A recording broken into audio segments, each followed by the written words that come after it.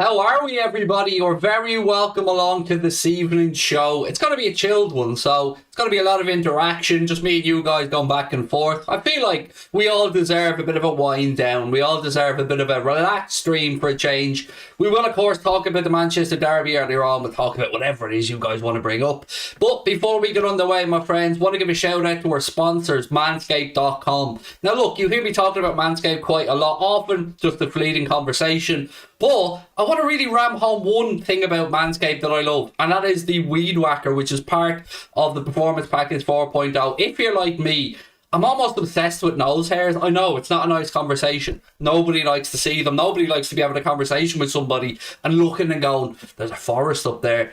It is called a Weed Whacker ear and nose hair trimmer for a reason, because it is damn good at getting rid of things. And look, we've all used the nose trimmers and stuff, and maybe you had a little nosebleed or a plucked it. Doesn't really happen with the Weed Whacker. It is smooth. So if you are like me and you want the best male grooming products out there, obviously not for the head, don't need them there, but for everywhere else, make sure you check out manscaped.com. Use our discount code WFM20, get yourself 20% off and free shipping store-wide, including the Performance Package 4.0, which will give you the lawnmower, the Weed Whacker, the ball toner, because you need that in the 21st century, the ball deodorant, the boxer briefs, the shed travel bag, and it all comes in a lovely box as well. Perfect for that gift for somebody, maybe for, I don't know, a birthday present, an early Christmas present. But either way, WFM, 20% off and free shipping. Thank you to our friends at Manscaped for the continued support.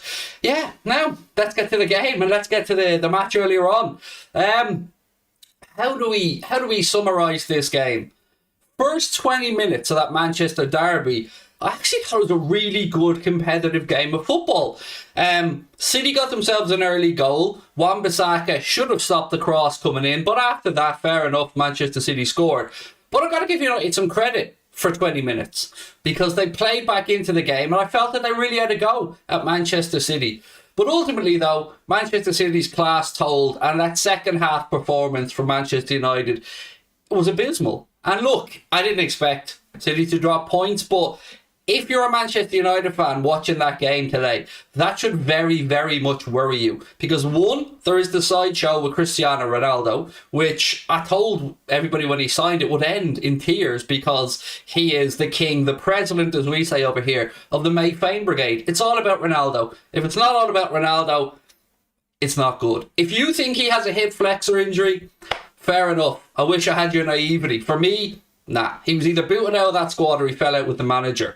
Add to that the fact that Rashford was on the bench, the fact that they gave up. It's very worrying times. And I fucking love it. I won't lie, I love it. I love the fact that United are a shit show right now. But I guess it's going to have to come down to Liverpool to beat Manchester City at the Etihad if we want to win the league title, because it doesn't look like anybody else is capable of it, really. Well, maybe, if they start giving the handballs for the penalties. But look, you got to give credit to Manchester City today. Kevin De Bruyne ran the show. I thought he was phenomenal. And they were just a better team. They outworked, outplayed, thought Manchester United in every department. So I thought it was a fair result. And I thought the 4-1 was a reflection on the game. But yeah, if you're a United fan right now, you must be scratching your head going, what the fuck is wrong with the club? Because there was a lot wrong there at the minute. But that's a whole lot of not our problem, really, as Liverpool fans, isn't it? Because we're pretty good with the group we have. And look, yeah, we're up against a very well-built, very well-coached, very well-versed Manchester City team. But at least we have a title race on our hands. At least Liverpool are fighting a good fight. At least Liverpool are up there having a go. Because make no bones about it, we talk about the financial aspect to this, and we often talk about the gulf between Manchester City and Liverpool of the finances or the money available. That's not a complaint that Manchester United fans can actually have. Manchester United have spent a lot of money. They've just spent it very, very badly. Now, it is money Manchester United generate legitimately. They're a huge club, huge finances, worldwide appeal. But from top to bottom right now, the club looks like a shit show. The money they've wasted, again, not to, pick the low-hanging fruit, but 80 million for Harry Maguire. 80 million human pounds for Harry Maguire is absolutely hilarious. He's shit. He's got awful. He's good in a back three because you don't have to defend in a back three so much. You've got people around you. You know, you've got outs. I don't know what to say. You know, it's up to us, to Manchester City, to duke it out and see what happens. You know, both of us still in the FA Cup. Both of us obviously neck and neck in the Premier League. City have 3-point advantage. The goal difference has been pared back to 1, although we do have a game advantage. Sorry, City have 6 points, 3 points if we win our game in hand. And the FA Cup is there for anybody as the Champions League. So we've got ourselves set up for a great end to the season. As a football fan, as a Liverpool fan, I'm petrified, I'm excited, I'm nervous. But ultimately, I'm just glad that we're in this position and we're not looking at a situation that United are looking at right now, which is abject failure yet again. Arsenal now in the box seat in 4th place in the Premier League. A deserved 4th place. They've been probably the most consistent of the inconsistent teams. And they have games in hand. So what happens to Manchester United if and when they don't get Champions League football? Because look, you will hear the usual nonsense on social media from some United fans saying, oh, we can still win the Champions League. No, you can't. You know you can't. I know you can't. The world knows you can't. The best thing that can happen for United right now, if they get through against Atletico Madrid, is that they get us in the quarterfinals and we just put them out of their misery. Because, you know, it would be the humane, fair thing to do, wouldn't it, for Liverpool to just put United out of their misery and make sure that they have another season of 0 trophies. 5-0, by the way. Hi, guys. 5-0. Every game is a must-win game, said Zaki. Yeah, it is. And that's what I'm going to do. I'm going to come up to the chat now, by the way. And for those who came in maybe a little bit late, it's going to be a relaxed stream tonight. Just old school. Me and you guys, whatever it is you want to talk about, whack it into the chat and we'll have a bit of fun. And we'll have a relaxed Sunday evening, like the old days. What have we got? It's a shambles by United, said Connor. It is. And look, they've got no excuses for it. Because as I said, hang on, I just have to get rid of this on my camera, sorry. As I said to you guys before, they've got no excuses for this, actually. Yeah, sorry, I had to just turn my phone onto airplane mode for a second. My apologies, because somebody keeps ringing me during streams on purpose, trying to make the streams go away. So my apologies there. It only happened for a sec, but we're all good. Right, hope Liverpool get United in the Champions League quarterfinals. You'll win 90-0 on aggregate. Honestly, I'd love to get United in the quarterfinals of the Champions League if they get past Atleti. Because it could be a massacre. Like, it could be 7 or 8. Like, I'd love it. I really would. Probably be one of the handiest Champions League draws we could hope for.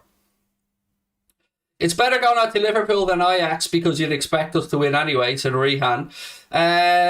Didn't United have a shot in the second half? No. Again, another stat from the game. There was a couple of really damaging stats for United around that game. Second half, not one shot. Not one shot on target, not one shot off target, nothing.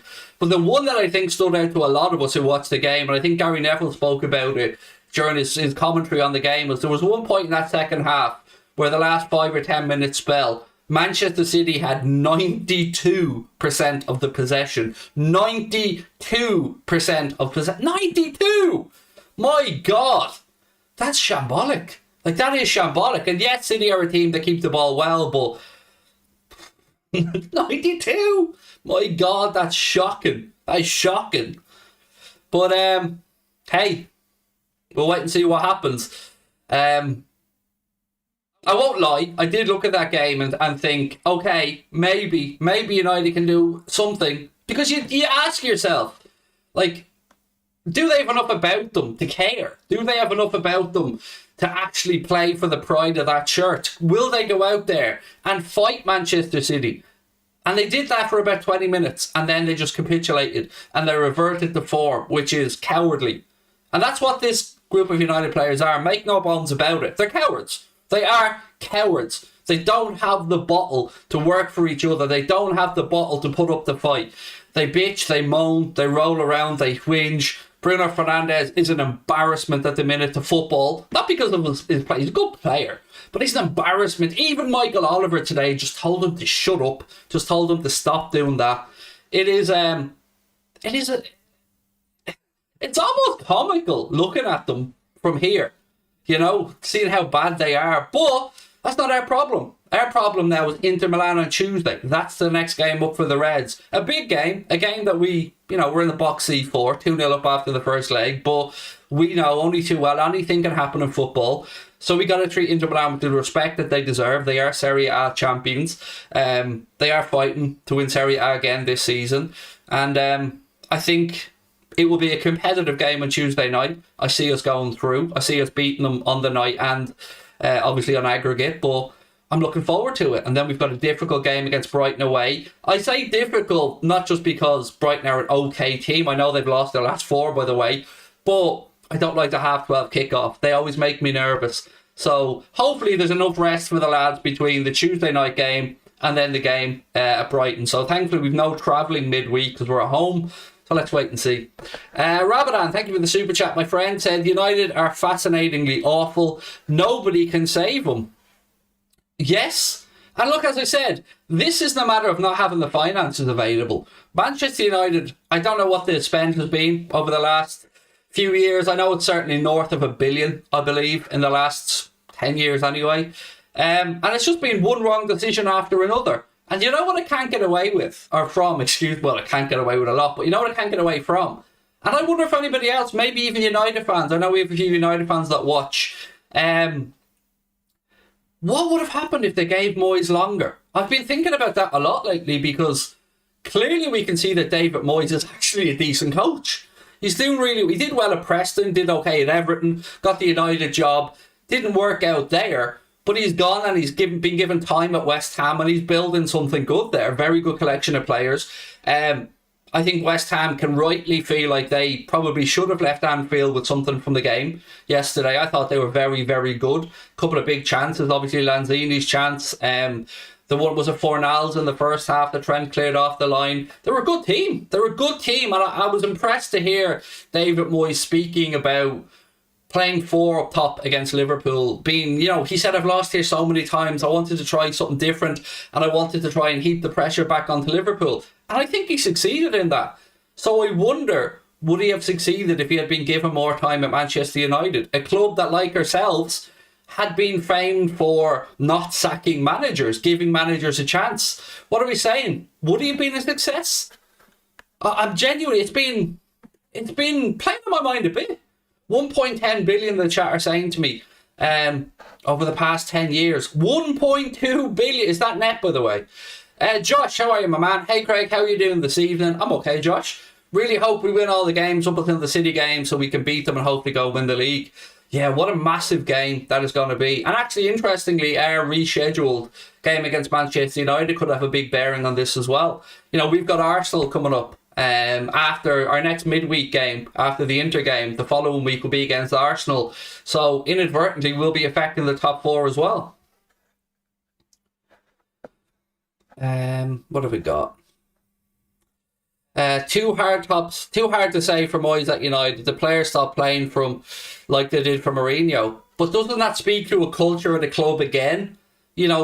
I don't like... Well, I do like kicking United when they're down. Fuck it, I do. I do enjoy it. It makes me laugh. It makes me smile knowing that, I suffered at the hands of United fans, banter-wise. The entirety of my youth, basically. A lot of my friends were United fans, playing football, going on the coach of the games.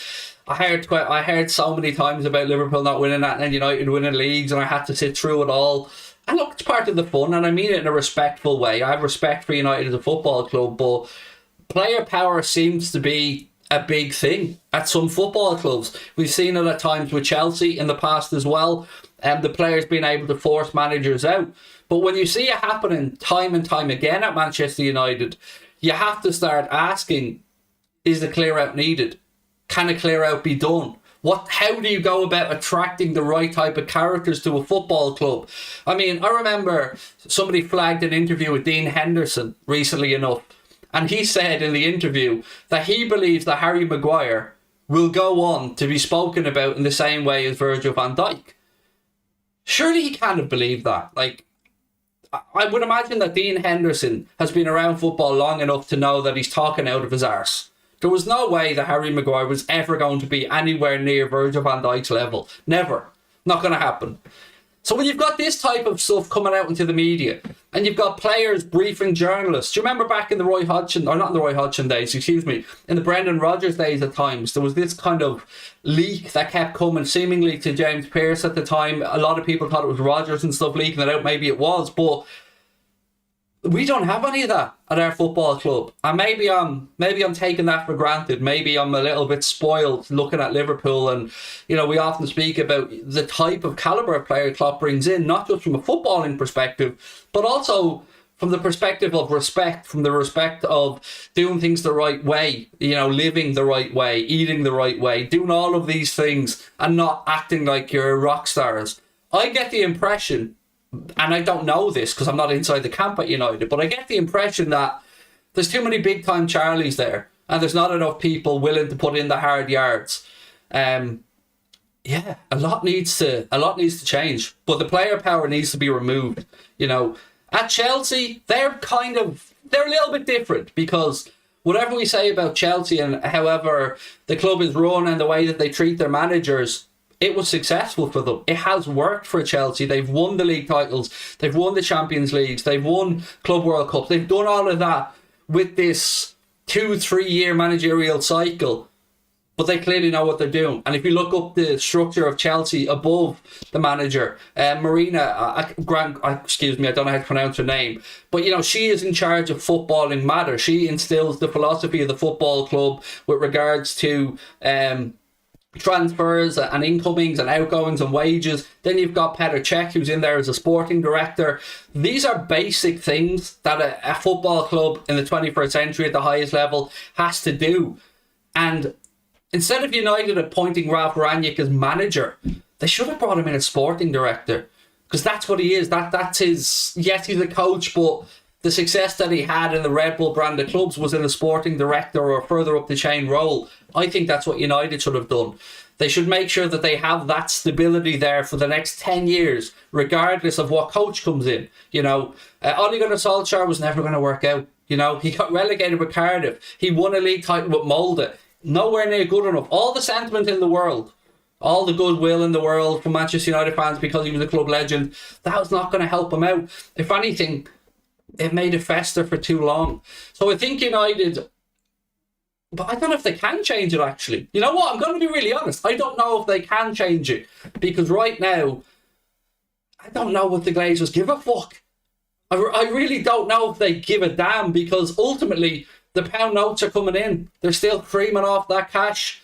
And it might take a few more seasons outside the Champions League to resolve this. But, you know, they've spent money. They just spent it really, really badly.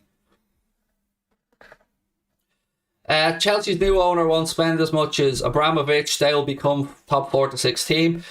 I guess we'll have to wait and see. Finn, what happens there? You know, apparently there's 10 interested parties in buying Chelsea right now. You know, we've seen some of the candidates. I don't know who buys them. I don't know what the future will be. But again, I'm very grateful for the stability that we have right now at Liverpool Football Club. Like, I'll never forgive FSG for the Super League thing. Never, ever, ever will I forgive them. But I am grateful for the stability that we have. You know, and even now, the succession planning is already in place to look at what happens if Jurgen Klopp moves on in 2024. We've seen the succession planning when Michael Edwards, Julian Ward was there, ready to go. We've seen the succession planning as well when Peter Moore moved on. You know, again, we promote somebody from within. We're doing it now with the attacking players. We brought in Diogo Jota, 25 years of age. Brought in Luis Diaz, 25 years of age. Again, right in that sweet spot for the club. So yeah, we're pretty good. We're pretty happy right now. What's your opinion on McGregor wanting to buy Chelsea?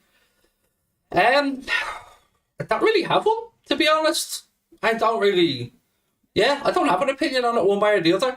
I mean, the only opinion I have about Conor McGregor right now is that I hope that Diaz trilogy fight gets signed, because I genuinely would love to see that fight. But other than that, I don't know what money McGregor does or doesn't have. I know he hasn't got enough himself to buy Chelsea, but I also know that he sold shares in his Proper 12 company for a lot of money recently. And I know that he would certainly have access to some high net worth individuals. But again, ultimately, I don't know what way that'll go. There's not many at Klopp's calibre who won 2 Bundes against Bayern. Oh man, I know. I mean, I was reading an article earlier on from James Pearce on The Athletic, and they were speaking about what happens with Klopp. So basically what I took from the article, and look, I would urge anyone to go and have a read of it themselves if they have a chance, because it was a good piece from James, as they always are. And he spoke about, again, succession planning, and he spoke about what happens in 2024, because right now it looks like Klopp will take that sabbatical. It looked like, again, nothing is carved in stone, but what I took from the article was that if Jurgen Klopp was to give any indication to the owners, to the higher-ups at the club, that he and his family would like to carry on for a couple more years, then that contract would be down in front of Jurgen Klopp immediately. The club would love to have Jurgen Klopp on, but the club are also very respectful of Klopp's wishes, and the club are also very aware of quite how much managing a club like Liverpool takes with regards to the toll it takes on your mental health, I suppose, on your time. You know, it's an all-encompassing thing managing the football club, and Jurgen Klopp doesn't want to manage into his mid to late 60s. So look, we'd all love to see him sign on a new deal. And does it petrify me, the idea of who comes in after Klopp? Yes, because again, like when Sir Alex Ferguson left Manchester United, it's going to be a comparison. Like Jordan Henderson, when he took over from Steven Gerrard as captain, you're always going to be compared to what came before. So, you know, is the answer Pep Linders? Is the answer Steven Gerrard? I guess we'll know in time. But I've no doubt that the club will be planning for it. This won't be a decision that will be made in the space of 2 or 3 months. I think Jurgen Klopp will portray his wishes to the club openly and honestly, because they seem to have a very respectful relationship. And I hope that whoever the next coach is after Klopp, I hope that we can continue success. But it does, again, it's very heartening to see Jurgen Klopp speaking about wanting to leave the club in a better place than when he arrived, and that everything that they do at Liverpool is for the future of the club. It's for the benefit of the club moving forward. You couldn't say the same about Mourinho when he left Manchester United, or when he left other clubs. He doesn't leave them in a better state. He basically comes in, gets the most out of every player he can that's there, brings in some aging players, and leaves squads generally in a worse place than when he arrived. I know that won't happen with Klopp. You know, we said it from day one when he came in, that he will leave the club in a better place than when he arrived, and he's certainly on track to do that. Would you rather Bowen or Rafinha? Bowen. Yeah, I'd rather Bowen. I don't know who the better player is. I don't know who would assimilate into our squad better. But what I do know is I did not like seeing Rafinha's head drop when we gave Leeds a kick. And I didn't like it. Didn't like it one bit. Yeah. But look, ultimately, I don't know what's going on behind the scenes at Leeds. I don't know what the plan will be for the summer. It looks like more and more, by the way, on the Jude Bellingham thing, the narrative being put out there, again, is that he wants to do one more year at Dortmund. And like I've said to you guys over and over again, when he leaves Dortmund, I think he'll be a Liverpool player. I'm convinced of it. I just don't know when he leaves. But it does still leave us in an interesting position. If he is hell-bent on another year at Dortmund, what do Liverpool do in the summer? Do we look to bring in a midfielder? Because if Bellingham is the plan for a year down the line again, you know, do you let Alex Oxlade-Chamberlain run his contract down? Do you let Naby Keita run his contract down? Or do you go and try and bring in somebody instead of Bellingham, which I hope we don't, by the way? But we still have questions that need to be answered in that department between now and the end of the season. So what do you guys think about Bellingham? Like, if the plan was that he wanted to stay another year at Dortmund and that was set in stone, I mean, what would you want the club to do then? Would you guys want us to bring in somebody or just carry on for another year? Like, let's say Milner got another year. Not the ideal scenario, but we certainly know that those contract negotiations have taken place. So if we gave Keita an extension, if we had Curtis Jones coming through, Elliott coming through, Tyler Morton, Fabinho, Henderson, Naby Keita, as I said, and we moved Oxlade-Chamberlain on, you know, I'm trying to figure out what the plan is, because are we all in agreement that Oxlade-Chamberlain probably should be sold? I don't want to put words in other people's mouths, but I'm kind of trying to read the chat here and trying to feel the room or read the room. Yorkshire T said wait for him. Craig, do you think the league will come down to goal difference? No. I mean, obviously nothing is impossible, but the only goal difference scenario I remember from the Premier League era, and I'm absolutely open to being wrong on this, was the year Manchester City won it with that Aguero goal. You have to be mindful of it, obviously, but we know only too well that if we become too reckless chasing goal difference in 13-14 against Palace, just take the wins, just get the points on the board and hope the rest takes care of itself. Keita needs to go to Dortmund. Needs to go. Dortmund would take him. I don't know about... I have to admit, I'm on the fence about Keita still. I mean, I love him, so I'm a little bit biased about it. And I don't know... I wouldn't like the idea of Naby Keita leaving for like 20-25 million. And that's probably what we get for him with 1 year left on his contract in the summer. So I'd like to see his contract renewed and give him another year to see how his fitness is.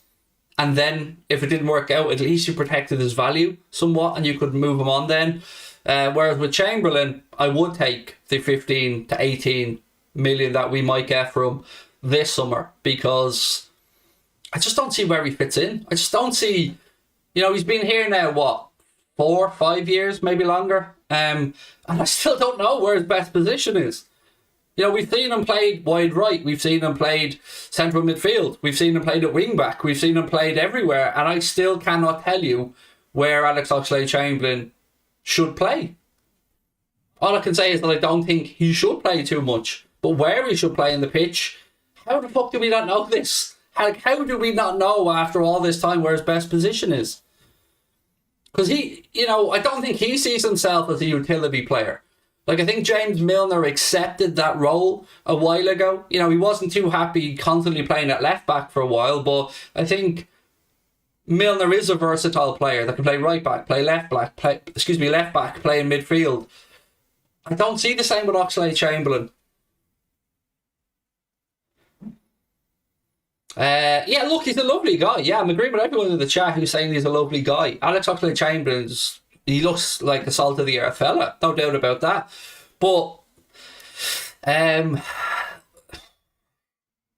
would say that we've got our value out of Oxlade-Chamberlain for the time he's been at the club. I will never forget how much Alex Oxlade-Chamberlain stepped up when Coutinho left. That might get glossed over by a lot of people, but I'll never forget it. Alex Oxlade-Chamberlain was a huge part of our run to that Champions League final that year and really stepped up with some huge goals and some top-level performances before he did his ACL against Roma. I won't forget that, never, because I was heartbroken when Coutinho left.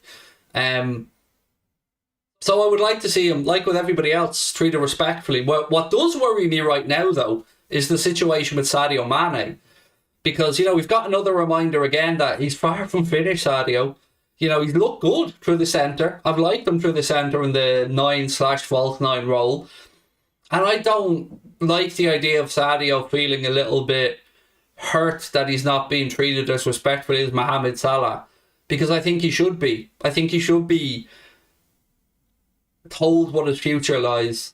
I don't know if those conversations have taken place, but it seems to be that the club are doing everything to sort out Mo, and that the vibes going to Sadio Mane right now is that you're an afterthought almost to some extent. Now that could sound a little bit harsh, I get you, but he's still a very fine footballer, very good footballer. And, I know I'm going against the grain here, but I would be more than happy to renew Sadio, to renew Mo, and to renew Bobby to some extent, even if, Bobby knows that he might have less game time. And maybe if you don't renew Bobby, as an example, let's look at moving forward. So if Bobby moved on, let's just, go with this narrative for 1 sec. So if Bobby was to move on, you would have Diogo Jota, 25, Luis Diaz, 25, Mohamed Salah, Sadio Mane, both going to be 30. You would have Cade Gordon coming through, a Takumi Minamino that is showing signs of adapting a little bit to the physicality of English football. Divock looks like he'll probably move on at the end of the season unless the club are able to trigger that 1-year extension option. We don't know what Musialowski's future is right now. You know, he's still coming through. So we still have a good crux of players there at the football club. But I feel like I am letting emotion come into my thinking though. Like, as much as I'm sitting here saying Sadio Mane has a lot to offer still, Sadio Mane is a very good footballer, I feel like I'd be lying if I said I don't think his performances have dropped off somewhat from prime Sadio Mane. But it's trying to figure out what the balance is between where Sadio is now and the rest of world football and the rest of the attackers that are out there.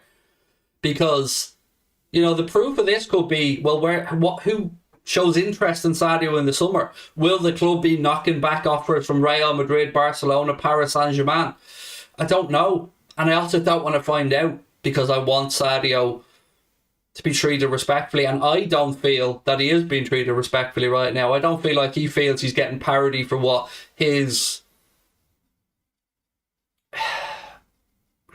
What's the phrase I'm looking for here? For his role in what we've achieved over the past few years. And Carvalho, yes, excuse me, yes, thank you for pointing that out in the chat. I forgot about Fabio Carvalho coming in as well.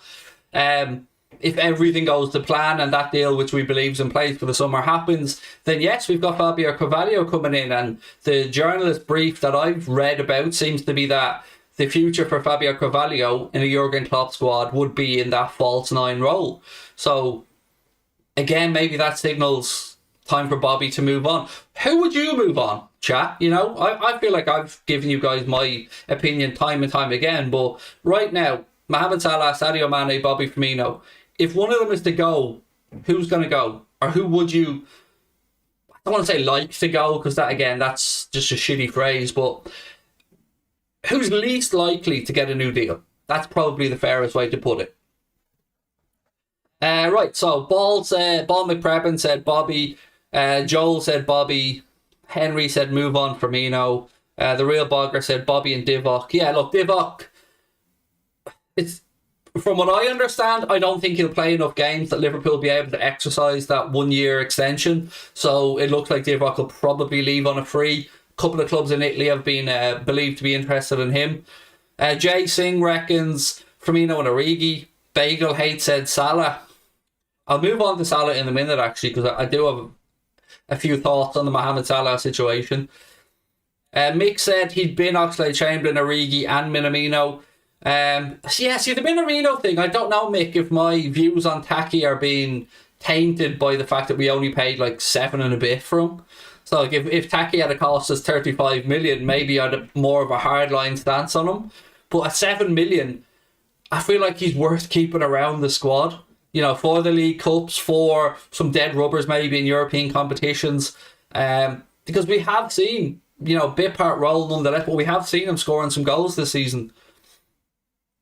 Gary said Firmino has to go, not performing. Rachel says Bobby. Hipster87 would move Mane on. Neil before Klopp said, which finger would you like to lose? I know, it's difficult. It is a difficult conversation because we are all emotionally invested in the success that these guys have brought to the club. Any progression on Mo's contract? Not that I'm aware. Not that I'm aware. But on Mo, let's have a chat about Mo for a second. God, I can't believe I'm about to utter these words, but are we seeing Mo having a bit of a wobble at the minute? Are we seeing him having a bit of a confidence crisis? Or because, like, whatever we say, he was greedy. He was greedy against West Ham on occasion. And I don't think he was the only one, by the way. I've looked back at the game. I've watched Match of the Day and their analysis of it. And they were all guilty of taking shots when the better passing options were there. All of them. Mane, Jota, Salah, Diaz, every single one of them could have played in a teammate on occasion. I just feel against West Ham, and I could have, picked this up wrong, but I felt like Salah was more guilty of it than others because he's probably chasing that goal. He probably feels like he should be doing more. And my question is, should he be doing more? are we seeing Mohamed Salah's form maybe go off a little bit? I know it sounds ludicrous talking about the man that's top of the goal scoring charts, you know, the man that scored some amazing goals this season, but, you know, every player goes through a dip in form, and I guess it's trying to figure out if it is a dip in form or if external factors like the contract negotiations or, you know, maybe the loss of the AFCON to Senegal, maybe that's playing on Mo's mind a little bit. I don't know. I think all of them were greedy, said Killian. No way, just yesterday he was off. He's been class since the AFCON bar yesterday. I'm just trying to think back through all the games I can remember from since the AFCON. I think I can think of a couple more, you know, a couple more that he wasn't really at his best in. Like, let's look at the Chelsea game in the League Cup final. The back three would certainly have impacted on how much we could get Mo into that game. But whether it be because he was marked out of the game or because he wasn't playing to his brilliant best, he didn't impact the game well enough.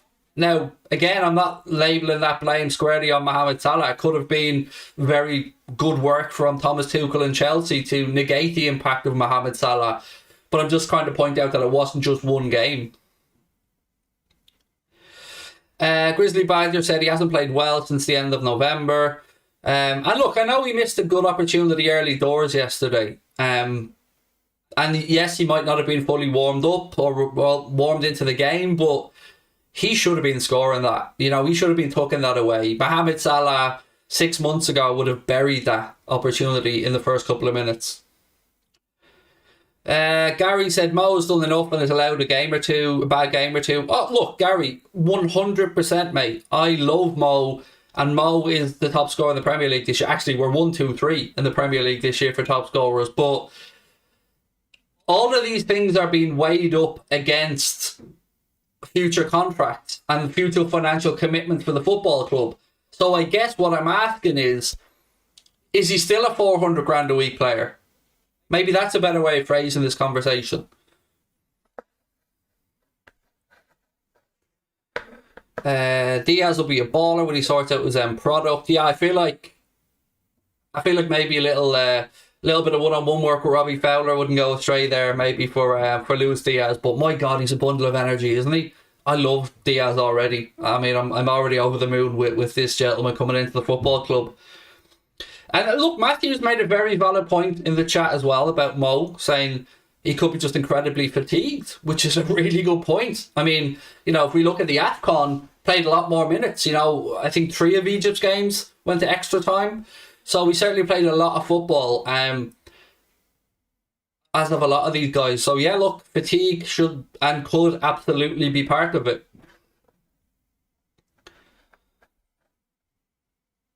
Yesterday there wasn't any chemistry between the front three. All of them were selfish, even Jota. This is what we need, Bobby, said Fahim. Yeah, they were certainly all guilty of it, mate, yesterday. Jamie Rennie said it's maybe just the high standard he's set is why we maybe call it a wobble, and strikers have to be greedy. It's their nature. Yeah, I don't disagree, Jamie. And look, often at times the difference between being greedy and being a genius can just be missing. And the difference that us fans call out for players who miss a couple. If you score one and miss two, you know, nothing's probably said about it.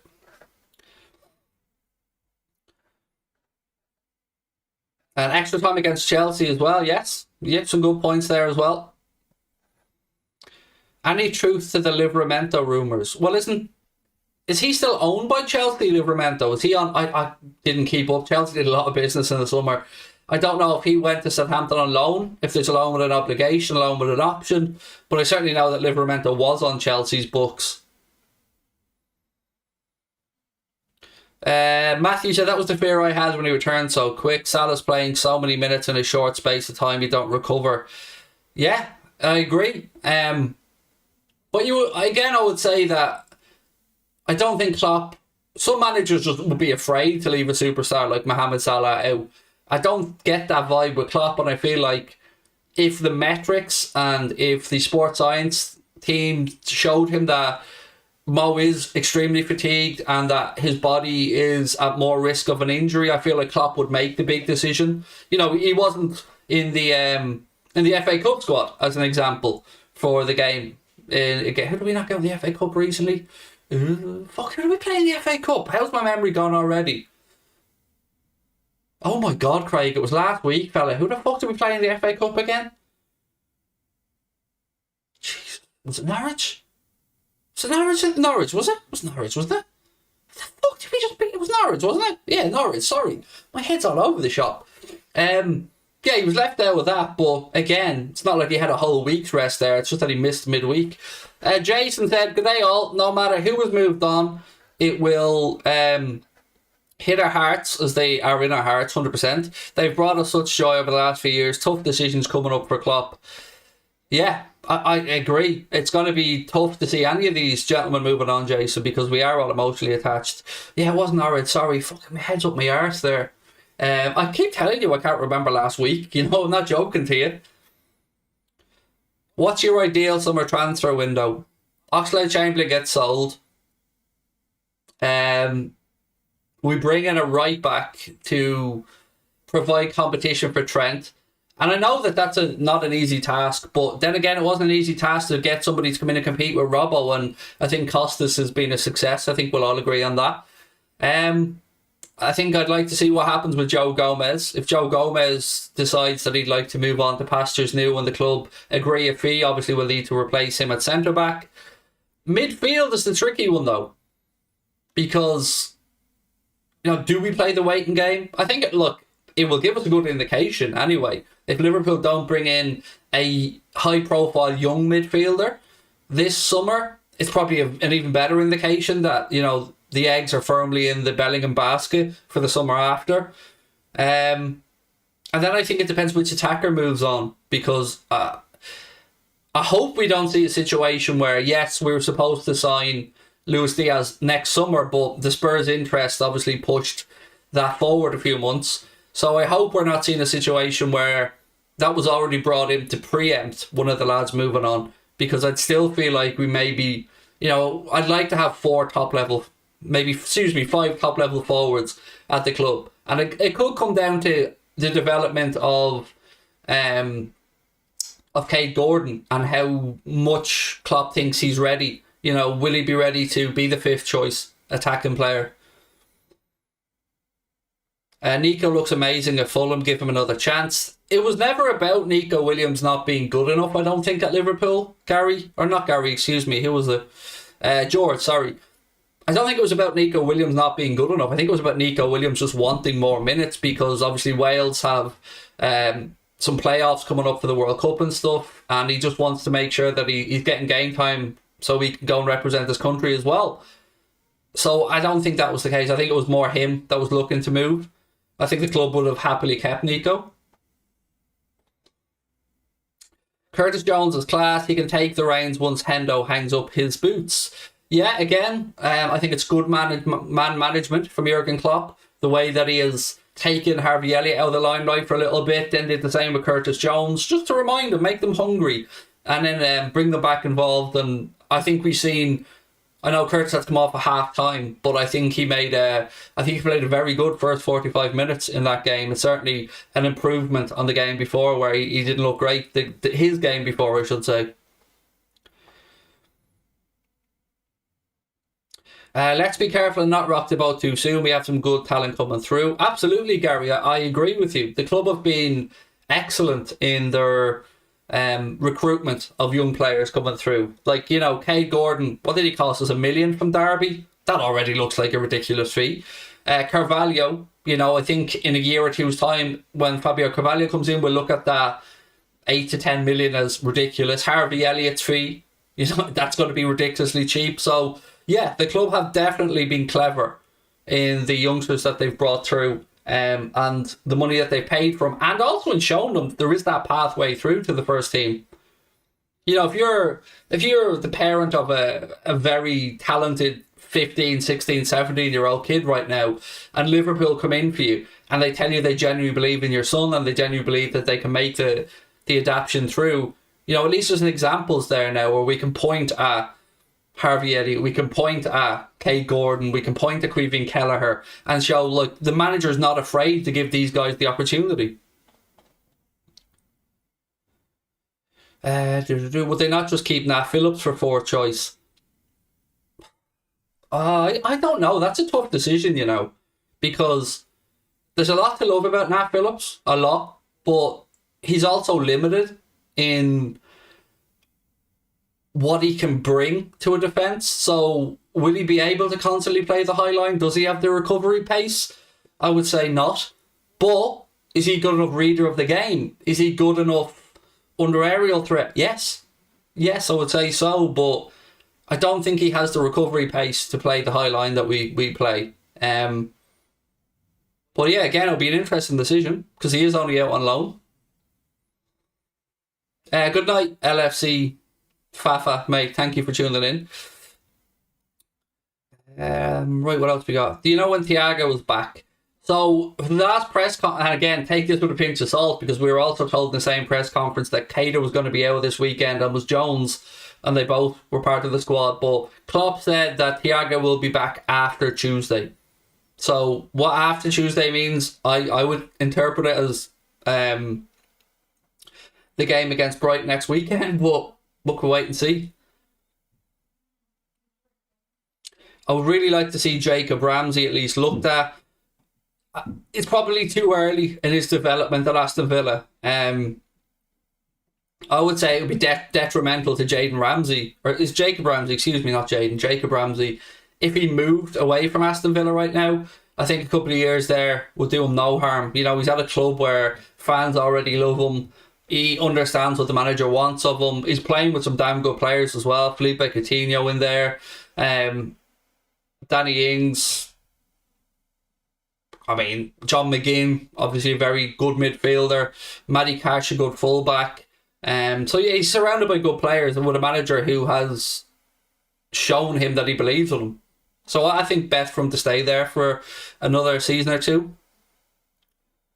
Do I think Mo will sign an extension?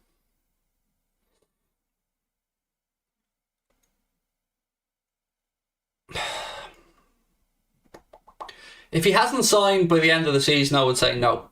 I don't think he'd sign an extension. I think the next 2.5 months are going to be critical because, going into a year to go, the club are then in a position where they would lose out on a ridiculous amount of money. So if they can't get a deal agreed between now and the summer, I fear that Mo will go. But like you, I hope that that's not the case, and I hope that we do get a deal agreed with him. Yeah, exactly. Really good point as well in the chat there. Plus the coaching of Jarrod and the advice, and Gary McAllister, another great midfielder to have learned from as well. So yeah, Jacob Ramsey certainly getting the best of advice there. Following up on that, if Mo doesn't sign, who would you want as a replacement? Oh God, I don't know. Outside of Mbappe, I don't know that there is a replacement. Like Anthony at Ajax, he's putting up numbers in the Eredivisie, but he's still only there in Europe now. 2 seasons with Ajax? This is his first full season in the first team. God, I don't know. I honestly just do not know. Like, how are you going to replicate Mo's numbers? Like, a Haaland and Mbappe, perhaps, even though completely different in the type of players and the way that they play. God. Yeah, no, that is... Fucking hell, that's a difficult answer to give. I would not have a clue. I wouldn't have a clue what the answer would be to go out and replace Mohamed Salah. And I hope we don't have to find out, Would I take Conor Gallagher? No. I think he'll end up going back to Chelsea and getting an opportunity at Chelsea, Joel. Eventually, he's only on loan at Crystal Palace. He looks like a very good player, though, Conor Gallagher. Anthony I'd be okay with, but nobody replaces Mo. I don't know. Like, it's really hard to get a read on Anthony because it's the Eredivisie. And yes, I know Luis Suarez came from the Eredivisie.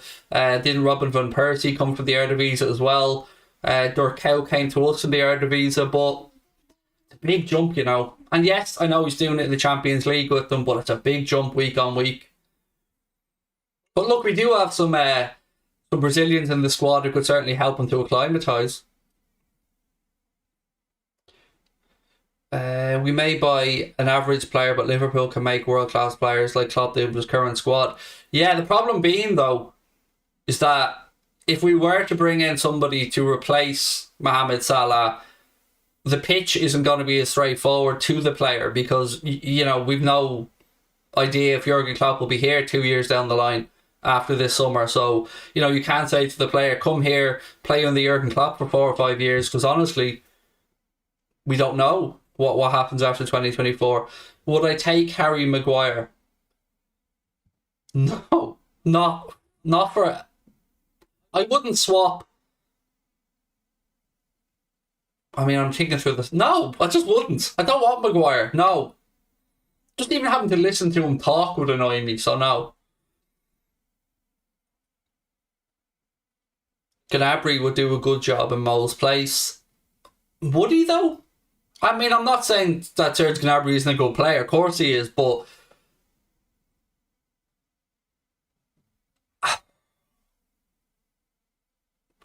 I mean, if we were looking at Bayern Munich, I'd probably rather Sané than Gnabry. Yeah, I'd probably rather Leroy Sané, to be honest with you.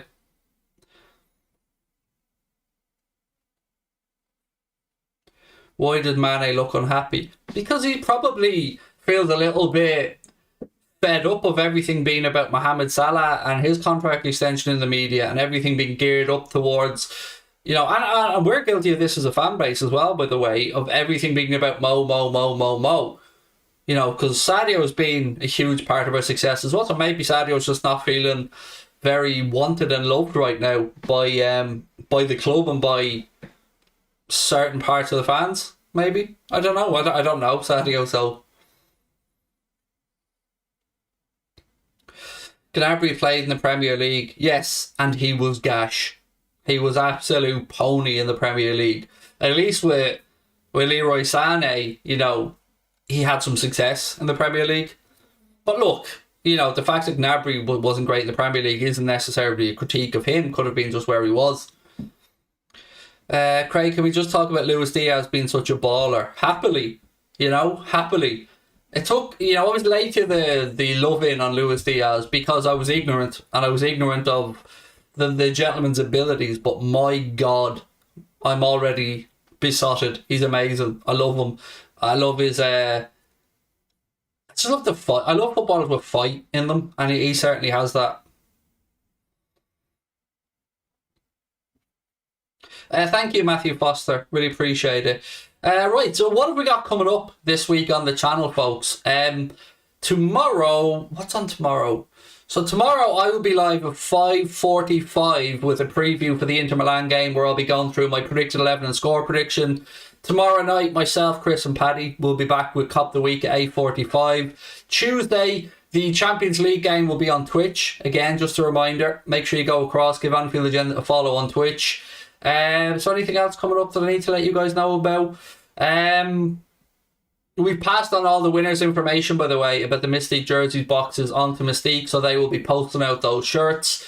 We will be giving away that Liverpool home shirt this week as well. I just want to see what way Connor wants to do that. I think that's about it coming up this week, friends. I'm going to go and get me some fish and chips. Yes, it's Sunday and I've got to relax and get me some fish and chips. So look, I will talk to you all tomorrow. Don't forget, hit that subscribe button, drop a like on the video. Really appreciate you giving up some of your Sunday evening again for a chat. And watch this space for some really, really, really big breaking news on the channel in the coming week or two. It's going to be big. So yeah, watch this space. Lots of love. I'll talk to you soon. Take care. Bye-bye. And shout out to Manscaped as well. WFM20. 20% off and free